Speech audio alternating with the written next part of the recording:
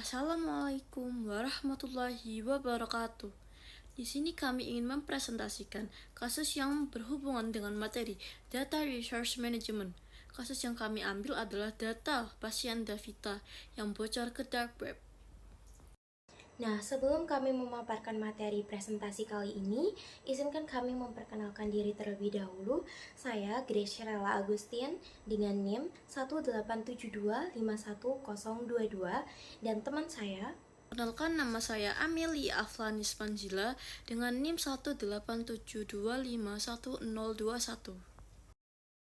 Oke baik, langsung saja kita mulai presentasi kali ini dengan daftar isi dan poin-poin adalah sebagai berikut. Yang pertama, latar belakang. Kedua, kronologi kejadian. Ketiga, data apa saja yang bocor. Keempat, analisis kasus. Kelima, solusi. Keenam, pelajaran yang dapat diambil. Ketujuh, saran. Dan yang terakhir adalah kesimpulan. Saya akan menjelaskan apa sih yang melatar belakangi kasus ini. Sektor kesehatan kini menjadi target utama kejahatan cyber karena data medis merupakan informasi yang sangat sensitif dan bernilai tinggi. Di era digital, hampir semua layanan kesehatan menggunakan sistem elektronik untuk menyimpan data pasien, sehingga meski memudahkan pelayanan, juga membuka peluang terjadinya kebocoran data. Kasus serangan terhadap Davita pada tahun 2023 menjadi contoh nyata ketika informasi pribadi pasien terekspos akibat serangan cyber. Insiden ini tidak hanya menimbulkan kerugian finansial, tetapi juga memicu kekhawatiran serius terkait privasi, keselamatan pasien, kepatuhan regulasi, serta tanggung jawab institusi kesehatan dalam menjaga keamanan data medis. Nah, selanjutnya saya akan menyampaikan kronologi kejadian. Pada tanggal 12 April 2025, serangan ransomware terdeteksi di jaringan Davita. Pasca serangan, penyerang mencuri data dan menginskripsi file sistem. Selanjutnya dilakukan investigasi internal. Davita meninjau database untuk mengidentifikasi data yang terekspos. Diketahui data bocor dan terungkap nama, alamat, tanggal lahir, SSN, data medis, hasil lab, hingga data finansial. Selanjutnya dilakukan pelaporan resmi. Davita melaporkan ke HHS OCR bahwa kurang lebih 2,69 juta pasien terdampak. Dilakukan langkah penanganan, perkuatan keamanan, monitoring tambahan, notifikasi ke pasien, layanan proteksi identitas gratis. Nah, diketahui bahwasanya terjadi kerugian finansial dan biaya pemulihan diperkirakan sebesar 13,5 juta. Selanjutnya, data apa aja sih yang bocor ke dark web? Davita menemukan bahwa pelaku berhasil mengakses dan menyalin data pasien yang sensitif, termasuk nama lengkap, tanggal lahir, alamat, informasi kontak, data asuransi kesehatan, data medis, data hasil lab, dan juga social security number. SSN ini apa sih? SSN itu nomor identifikasi yang digunakan untuk pelaporan pajak. Nah, selanjutnya saya akan menyampaikan terkait analisis data. Skala dan dampak. Sekitar 2, juta orang terdampak dari serangan ransomware yang mempengaruhi database lab milik Davita. Data sensitif pasien terakses, termasuk informasi personal dan data lain. Selanjutnya respon Davita. Davita menyatakan bahwa mereka terus memberikan layanan perawatan pasien dan dianalisis meskipun ada gangguan operasional akibat serangan tersebut. Pasien yang terdampak diberi pemberitahuan dan ditawarkan layanan monitoring kredit gratis untuk melindungi identitas mereka. Dan terkait biaya serta kerugian finansial, biaya sementara yang harus dikeluarkan pada kuartal kedua tahun 2025 sekitar 13,5 juta. Biaya ini mencakup remediasi keamanan cyber dan pemulihan sistem, serta biaya operasional tambahan karena gangguan. Terkait kelemahan yang terungkap, terjadi akses yang tidak sah ke database lab yang menyimpan data sensitif, menunjukkan bahwa keamanan data laboratorium adalah area yang menjadi target dan rentan. Meskipun ada gangguan, layanan kritis tetap beroperasi. Ini menunjukkan bahwa Davita telah memiliki beberapa kesiapan operasional, tetapi belum cukup dari sisi keamanan data. Dan Terkait ruang untuk peningkatan, perlu peningkatan kontrol akses audit, keamanan yang lebih sering, dan proteksi data lab karena data lab bisa sangat rentan dan sangat penting. Transparansi dan respon cepat terhadap pasien terdampak menjadi kunci untuk menjaga kepercayaan publik. Di sini kami juga menyajikan solusi yang dapat dilakukan Davita untuk memecahkan permasalahan. Ada 5 solusi, yaitu yang pertama, memperkuat keamanan sistem IT. Davita perlu meningkatkan perlindungan teknis seperti enkripsi data, firewall, serta autentikasi ganda. Ini untuk memastikan data pasien hanya bisa diakses oleh pihak-pihak yang benar-benar berwenang. Untuk yang kedua, yaitu Davita perlu melakukan audit keamanan secara berkala.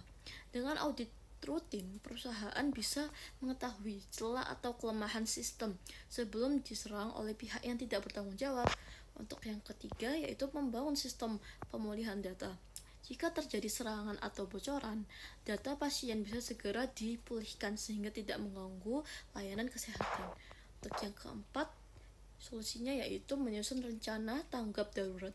Perusahaan harus punya protokol jelas tentang apa yang harus dilakukan jika kebocoran data terjadi agar responnya cepat dan tidak merugikan pasien lebih jauh. Yang terakhir atau yang kelima, solusinya yaitu mengimplementasikan Zero Trust Security. Sistem ini menganggap semua akses berpotensi berbahaya sampai benar-benar diverifikasi sehingga lebih aman. Nah, selanjutnya saya akan menyampaikan pelajaran yang dapat diambil dari materi yang telah kami sampaikan tadi, yaitu mendeteksi dini dan monitoring sistem untuk menemukan akses mencurigakan atau anomali jaringan sejak awal.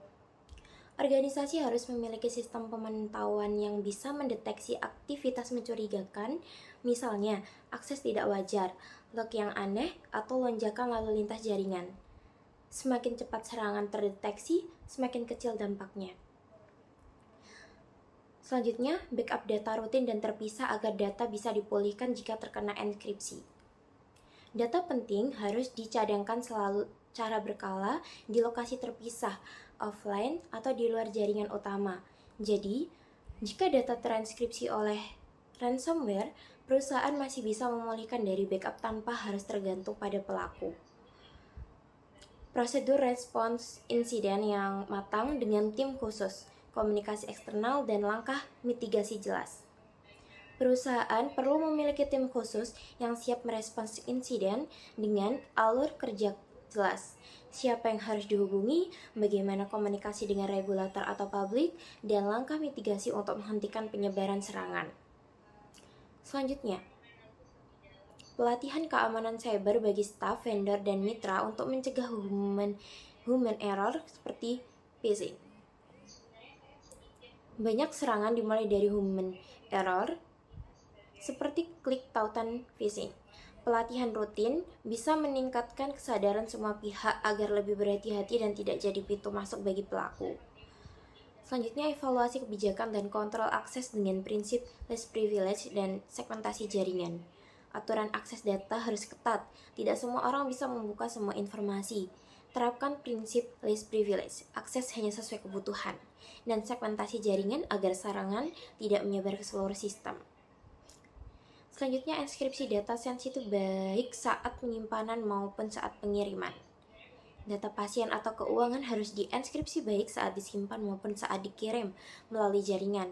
Dengan begitu, meskipun data dicuri, isinya tetap sulit dibaca atau digunakan pelaku.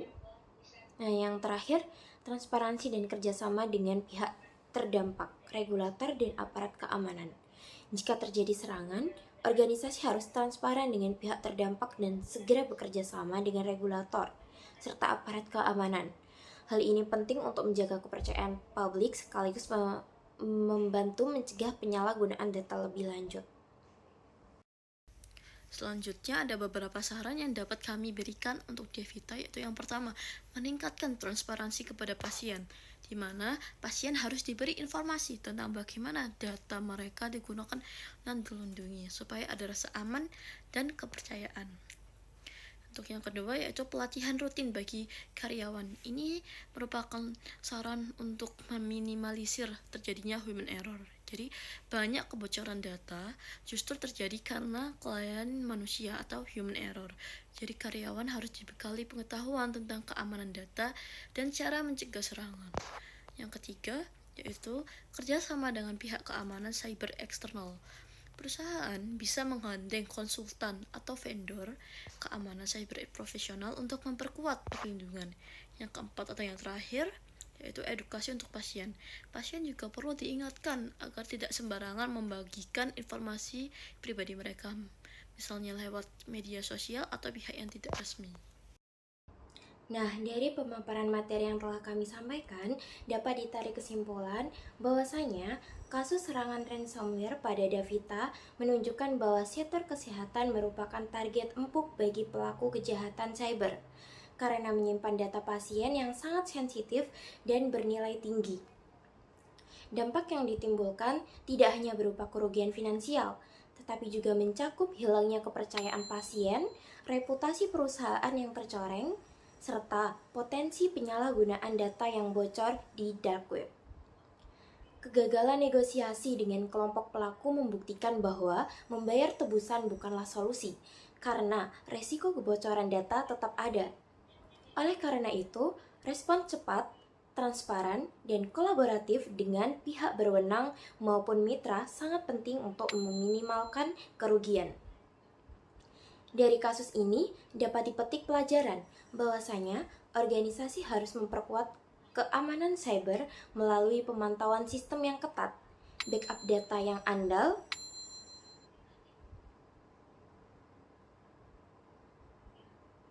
prosedur respons insiden yang teruji, serta pelatihan keamanan bagi seluruh staf. Lebih jauh, keamanan cyber perlu ditanamkan sebagai budaya organisasi, bukan hanya tanggung jawab tim IT, karena ancaman serangan akan terus berkembang dan dapat menyerang kapan saja. Berikut yang kami tampilkan ini adalah beberapa referensi atau sumber yang kami gunakan sebagai dasar dalam menyusun materi di PowerPoint ini.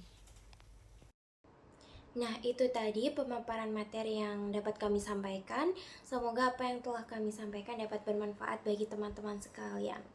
Kurang lebihnya kami memohon maaf yang sebesar-besarnya dan terima kasih. Wassalamualaikum warahmatullahi wabarakatuh.